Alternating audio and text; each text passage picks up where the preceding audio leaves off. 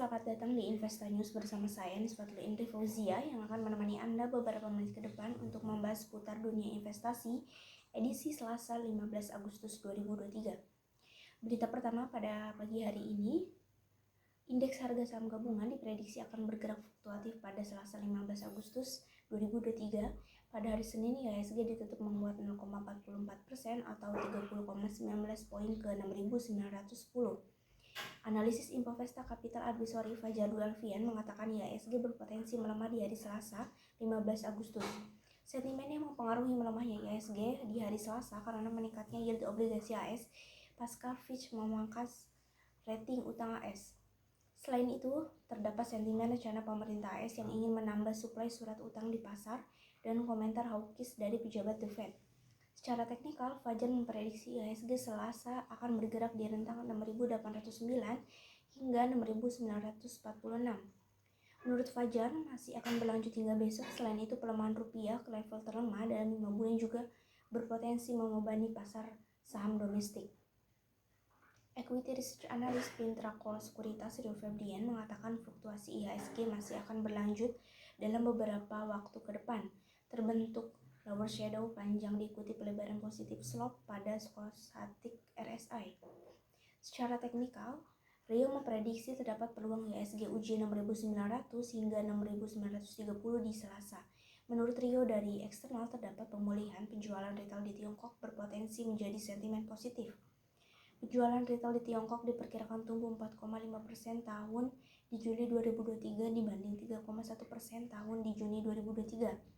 Sementara dari dalam negeri, pelaku pasar mengantisipasi data neraca perdagangan yang diperkirakan surplus 2,5 miliar US dollar di Juli 2023, akan tetapi nilai ekspor diperkirakan turun 18,3% di Juli 2023 membaik dibanding penurunan 21.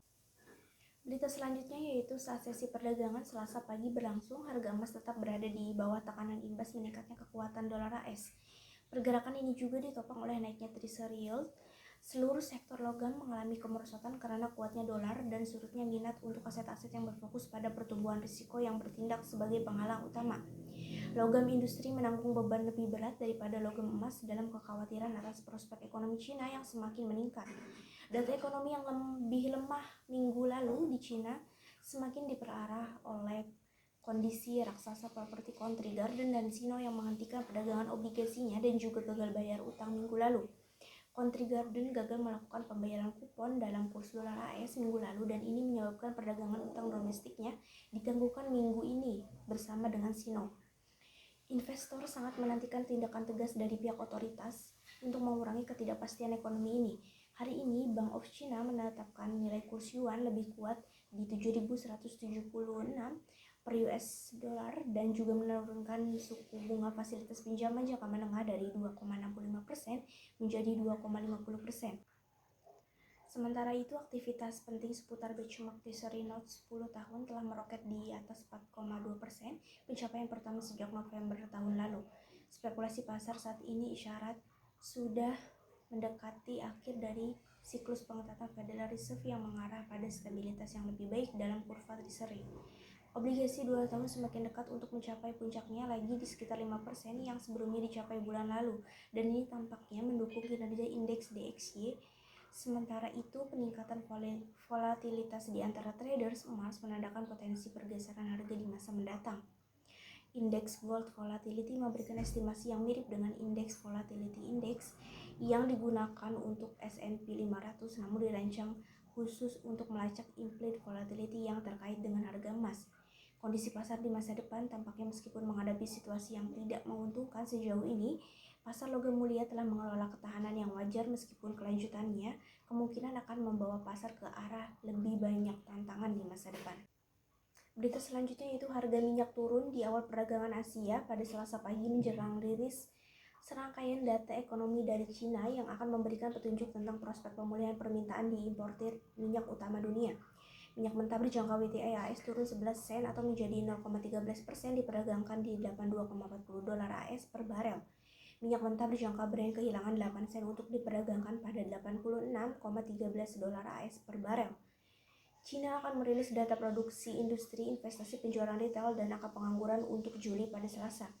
setelah indikator lain menunjukkan ekonomi nomor 2 dunia itu tergelincir ke dalam deflasi dan perdagangan yang merosot. Sebagai tanda terbaru dari krisis uang tunai yang menyesatkan di sektor properti Cina, pengembangan real estate swasta terbesar Country Garden berusaha menunda pembayaran obligasi swasta dalam negeri untuk pertama kalinya.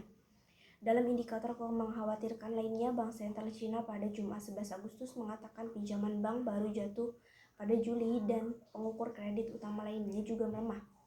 Eurasia Group mengatakan kenaikan harga tahun ini kemungkinan akan dibatasi terutama karena pemulihan ekonomi Cina terus berlanjut dan produksi OPEC yang ditutup dibuka lagi. Pasar minyak kemungkinan mencapai keseimbangan baru dengan harga mendekati batas atas mereka. Meskipun tanda-tanda baru pemulihan ekonomi kehilangan momentum, Bank Sentral Cina diperkirakan akan mempertahankan suku bunga pinjaman kebijakan jangka menengah tidak berubah pada Selasa menurut survei. Bank Sentral Cina terakhir menurunkan suku bunga sebesar 10 basis poin menjadi 2,65% pada Juni. Kinerja ekonomi yang lemah di Cina mengimbangi pasokan minyak global yang ketat. Organisasi negara-negara pengekspor minyak dan sekutunya yang dikenal dengan OPEC memangkas produksi untuk mengangkat harga. Berita selanjutnya yaitu rupiah melemah pada penutupan perdagangan Senin setelah dihujani banyak sentimen dari eksternal. Dilansir dari Refinitiv, rupiah melemah terhadap dolar Amerika Serikat sebesar 0,66% ke 15.310 rupiah per US dollar. Ini merupakan posisi terlemah sejak 23 Maret 2023 atau lebih dari 4 bulan terakhir.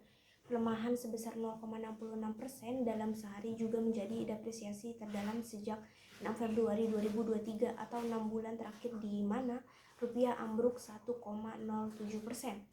Kepala Departemen Pengelolaan Moneter Bank Indonesia, Edi Susianto menjelaskan rupiah melemah karena tekanan sentimen global, termasuk di dalamnya adalah proyeksi masih hawkishnya Bank Sentral AS, The Federal Reserve, dan ekonomi Tiongkok yang di bawah ekspektasi pasar. Menurut Edi, BI tentunya memastikan keseimbangan supply demand terjaga dengan baik dan untuk memastikan tidak terjadi gejolak nilai tukar yang tinggi. Sejalan dengan Edi, Chief Economic Bank Permata Joshua Pardede menuturkan ada dua hal yang membuat mata uang Asia khususnya Indonesia melemah, yakni data inflasi AS dan data ekonomi Cina. Menurut Joshua, pekan lalu data indeks harga produsen PPI AS yang masih berada dalam tren yang cukup tinggi sebelumnya juga rilis data indeks harga konsumen CPI AS yang mengalami peningkatan. Namun core inflation menunjukkan tren menurun. Inflasi dan PPI yang masih tinggi membuat pelaku pasar memperkirakan The Fed masih akan menggerek suku bunga sebesar 25 basis poin pada rapat Federal Open Market Committee September. Dia mengatakan pelemahan tersebut masih tercakup ke dalam skenario yang diperhitungkan pemerintah. Oleh sebab itu, ia memastikan pelemahan itu tak akan berdampak banyak ke beban belanja pembiayaan ataupun penerimaan negara. Menurut Febrio, nah ini sudah kita siapkan dan untuk 2023 ini juga sebenarnya sudah cukup forward looking, jadi kita akan bisa tetap jaga. Febrio juga menegaskan tekanan pelemahan tersebut juga tidak akan membuat beban subsidi kembali membeledak, terutama karena rata-rata pergeseran nilai tukar rupiah sepanjang tahun ini masih berada di kisaran 15.100 rupiah per dolar AS. Senada dengan Febrio, ekonom makroekonomi dan pasar keuangan Teku Rifki mengatakan meskipun fluktuasi nilai tukar mata uang rupiah di negara berkembang cukup drastis, namun volatilitas rupiah masih lebih stabil dibandingkan negara lainnya. Apabila data inflasi dan labor market AS yang mengarah ke sentimen menahan atau mengurangi suku bunga ke depan membuat rupiah menguat. Ia pun menambahkan hingga saat ini tidak diperlukan intervensi dari Bank Indonesia karena volatilitas yang terjadi masih relatif aman. Sepakat dengan pengamat lainnya, ekonom Bank Danamon Irman Faiz menyebutkan fundamental ekonomi Indonesia lebih baik daripada saat taper tantrum. Kepemilikan asing pada obligasi pemerintah yang bisa diperdagangkan saat ini lebih rendah dibandingkan pada saat taper tantrum. Pada saat taper tantrum, kepemilikan asing sebesar 30%, namun sekarang kepemilikan asing hanya di kisaran 14-15%. Alhasil dinamika global tidak terlalu cepat berdampak pada pasar domestik.